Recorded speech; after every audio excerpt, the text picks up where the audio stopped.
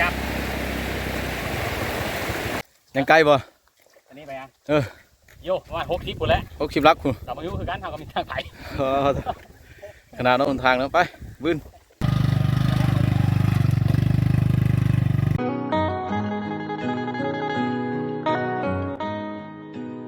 สบายดีพี่น้องคลิปนี้บอสมบูรณ์ก็จะพาพี่น้องไปเบิ่งการเดินทางพี่น้องบอสมบูรณ์เดินทางออกจากบ้านพูดให้ไปหาเขตฝาบังพี่น้องเพื่อจะไปถ่ายคลิปเอาวิธีชาวบ้านเขตชนบทให้พี่น้องได้เบิ่งสำหรับการเดินทางนี่ก็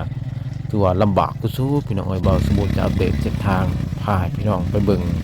แต่ละจุดหรือว่าแต่ละด่านนะหรือว่ากว่าจะได้คลิปมาให้พี่น้องได้เบิ่งได้ชมนี่ก็บ่ธรรมดาเลยพี่น้อง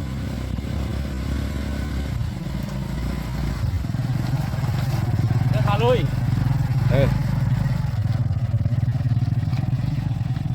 ว่าอยู่แล้วนะเก็บ3ไม่ละขั้น3เก็บ3เลย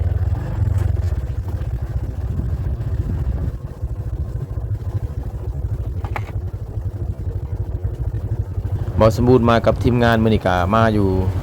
รถ3คัน4คันพี่น้องมีทีมงานอยู่5-6คนพี่น้องมี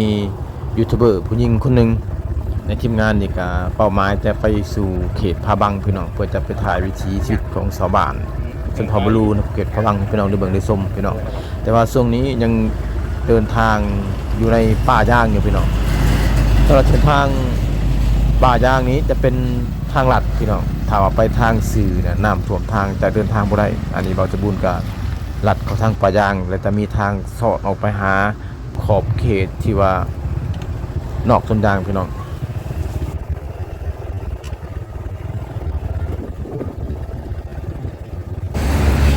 เส้นทางไปนี่ก็ยากสุดเลยพี่น้องเส้นทางที่ว่าสุดยอดเลยในช่วงนี้นะเป็นช่วงฤดูฝนนี่ถ้าว่าเส้นทางเข้าขอบเขตพาบังนี่ที่ว่าลำบากแน่พี่น้องเพราะว่าฝนเคนิกตกตลอดพี่น้องมีบางบ่อนที่ว่ามีห้วยน้ำก็ท่วมทางไปบ่ได้พี่น้องมื้อนี้บอสบูรณ์กับทีมงานก็ลัดเข้าทางป่ายางพี่น้อง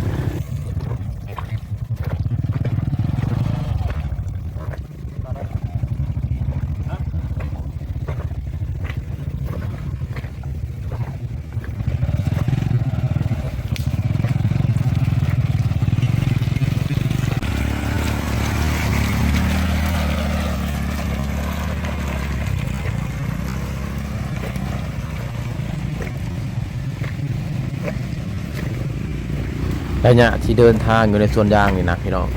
ก็ใส่เวลาประมาณ1 ชั่วโมงกว่าจะออกวิทย์จากสวนยางพี่น้องหลังจากวิทย์จากสวนยางไปทางหน้าพี่น้องพวกเขาก็จะเป็นเส้นทางถึงมุ่งขึ้นภูเขาพี่น้องต่อไปทางหน้าจะได้เขาจะได้ปีนภูเขาขึ้นอีกพี่น้องหลังจากผ่านภูเขาไปอีกประมาณ1 ลูกแล้วก็จะลงสู่ขอบเขตลาดหอพี่น้องจะเป็นตะแสงลาดหอวิดจากต้นยางไปจะขึ้นภูเขาอีก1ทางหน้าประมาณอีกจักหน่อยพี่น้อง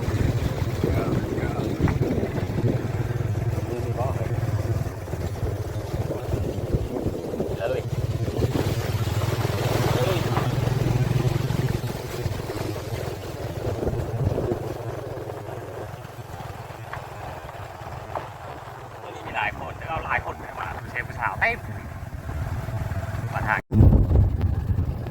รถทางเหมือนธรรมดาเด้อพี่น้องเด้อโอ้ต้องสูงรถคัน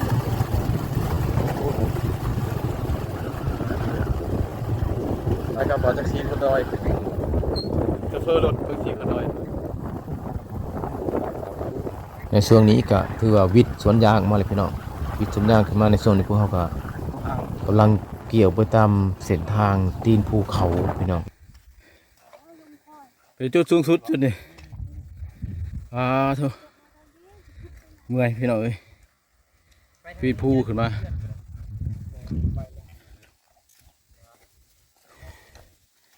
ได้กระสูโอ้ทางลุมยังไกลบ่อันนี้ไปอ่ะโยว่า60ปุ่นแล้ว60ลักคุณกลับมาอยู่คือกันทางก็มีทางไปขนาดนั้นทางแล้วไปบื้นสู่ต่อไปนี่ สายลุยเขาก็สายลุยเบิดสายลุย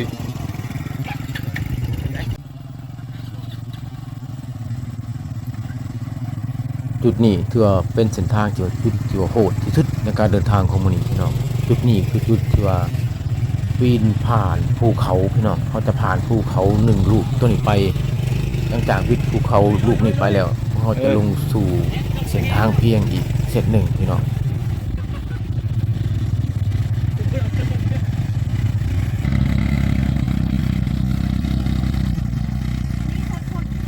เอาว่าพี่น้องยูทูบเบอร์คนใดบ่มักในการลุยหรือว่าบ่มีความอดทนที่จะเดินทางมาเส้นนี้ในช่วงนี้นะถือว่าไปบ่รอดพี่น้องเพราะว่าเส้นทางมันจะมีเส้นทางลัดเส้นเดียวนี่แหละพี่น้องที่สามารถไปได้ถ้าว่าไปเส้นอื่นถือว่าไปบ่ได้เส้นนี้ก็มันจะเป็นเส้นแบบว่าเส้นผจญภัยเนี่ยพี่น้อง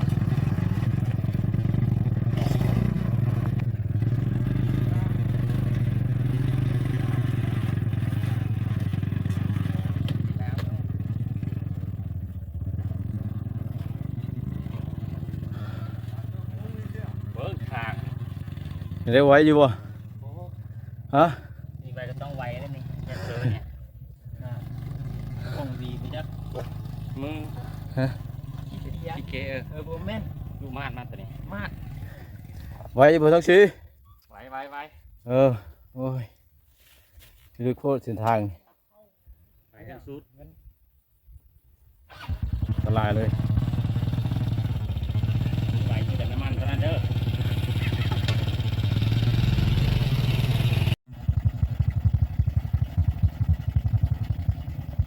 ยังอีกบ่ดนพี่น้องวิดภูเขาหน่วยนี้ไปอย่างอีกประมาณหม่องลักกลัวๆหลังจากปีนภูเขาหน่วยนี้เป็นหน่วยสุดท้ายลงจากนี้ไปแล้วทีมงานพวกเราก็จะเข้าสู่การผจญภัยลุยน้ำต่อไปในขั้นตอนต่อไปพี่น้อง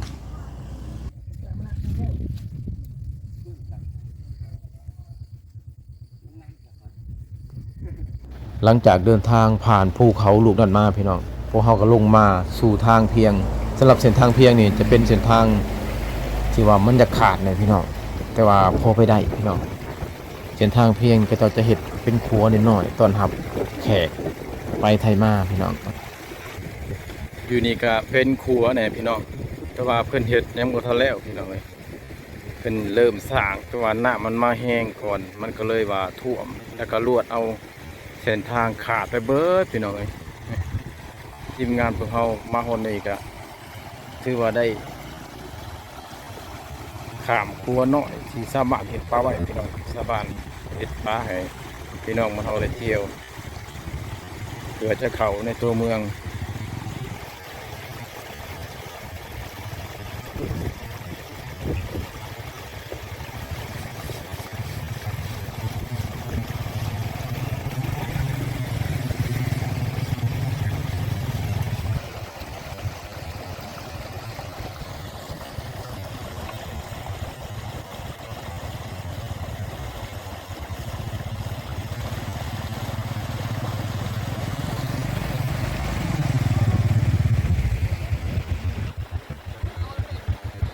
หลังจากที่ว่าพวกเราผจญภัยลุยน้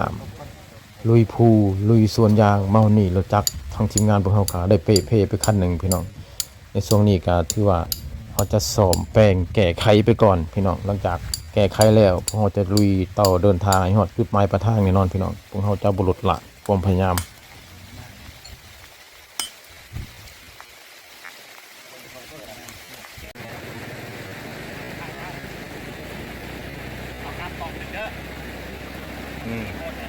มีบางจุดบางห่วยที่ทีมงานเขาบ่สามารถเอารถไปได้ก็ต้องหามพี่น้อง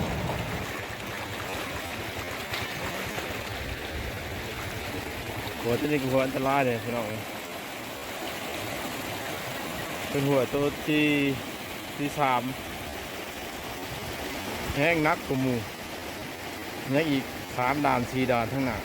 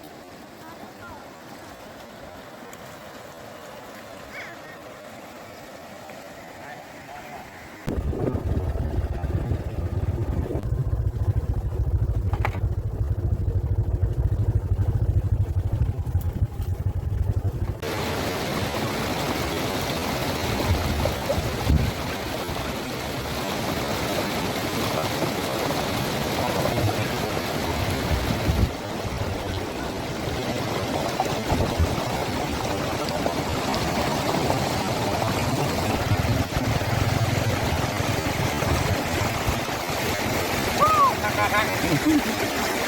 ามรถ เออ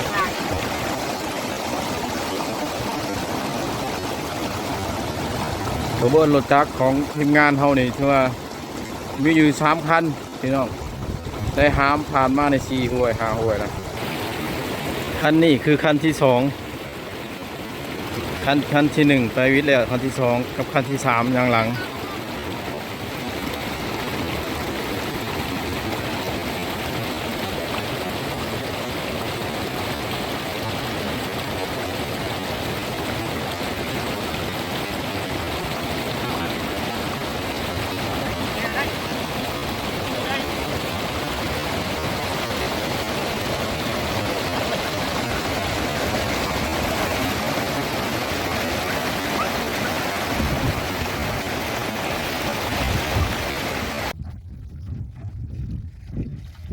ดีก่อน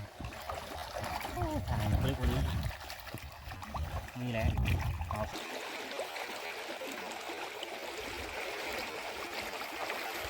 ฮอดพาบังแล้วตอนนี้ ตัว เดินทางต่อบัดนี้ฮอดพาบังแล้วพี่น้องมีแต่สิฝากคลิปนี้ไว้เท่านี้พี่น้องก็อย่าลืมกดไลค์กดแชร์กดติดตามสำหรับคลิปนี้คลิปการเดินทางออกจากเซปูนไปสู่พาบังกับปัตตานีพี่น้องเอาเบสสิทางพบกันใหม่ ไม่คิดนะ